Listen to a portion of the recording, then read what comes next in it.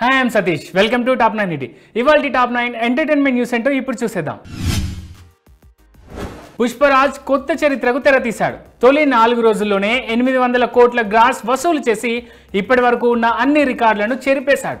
అల్లు అర్జున్ హీరోగా సుకుమార్ డైరెక్షన్లో తెరకెక్కిన పుష్ప 2 5వ రోజు కూడా అదే దూకుడు చూపించింది.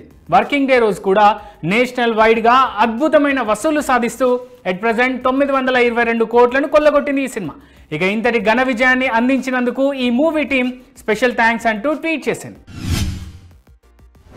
పవన్ కళ్యాణ్ హీరోగా నటిస్తున్న సినిమా ఓజీ.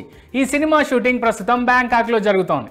ఈ సినిమా సెట్స్లో దర్శకుడు సుజిత్ తీసుకున్న ఫోటోను సోషల్ మీడియాలో షేర్ చేశారు. సుజిత్ సీరియస్ వర్క్ మోడ్లో కనిపిస్తున్నారు. హీరో లేని పోర్షన్ను తెరకెక్కిస్తున్నారా అనే చర్చ జరుగుతోంది నెట్టింట. పూటకో ట్విస్ట్, రోజుకో టన్తో సస్పెన్స్ థ్రిల్లర్ను తలపిస్తోంది హౌస్ ఆఫ్ మంచు స్టోరీ. నిన్న పోటాపోటీ ఫిర్యాదులతో మొదలైన ఫైర్ ఈ రోజు వైల్డ్ ఫైర్గా మారింది. గతంలో 4 గోడలకే పరిమితమైన ఫ్యామిలీ వార్ ఇప్పుడు రచ్చకెక్కింది.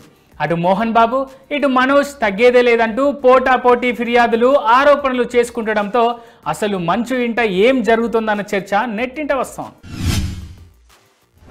మంచు ఫ్యామిలీలో ఆదివారం మొదలైన హై డ్రామా స్టిల్ కంటిన్యూ అవుతోంది. సోమవారం మోహన్ బాబు ఇంటి చుట్టూ విష్ణు 40 మంది బౌన్సర్లను పెడితే దానికి పోటీగా 30 మంది బౌన్సర్లను దింపాడు మనోజ్.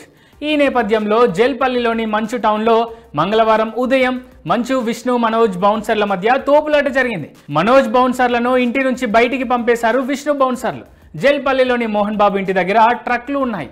వీటిలో మనోజ్ కుటుంబానికి సంబంధించిన సామాన్లను తరలిస్తారని తెలుస్తోంది.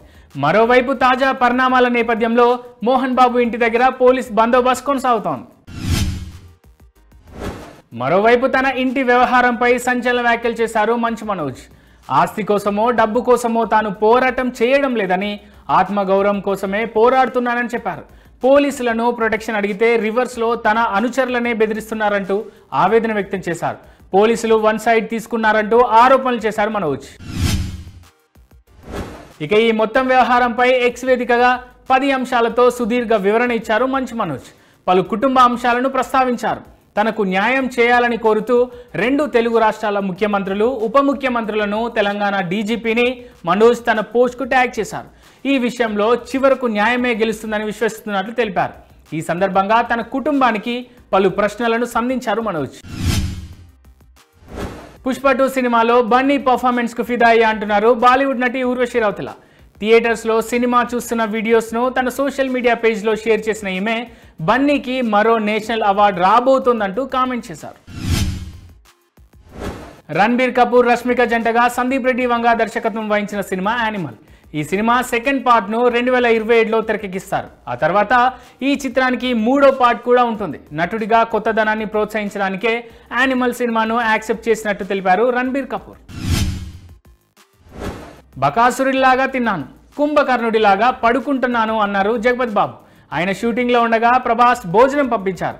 ఎన్ని వెరైటీలు పంపారో చూపిస్తూ వీడియో తీసి పెట్టారు జగపతి బాబు. జై భీమవరం, జై ప్రభాస్, జై బాహుబలి అంటూ ఆయన చెప్పిన మాటలను వైరల్ చేస్తున్నారు ప్రభాస్ ఫ్యాన్స్.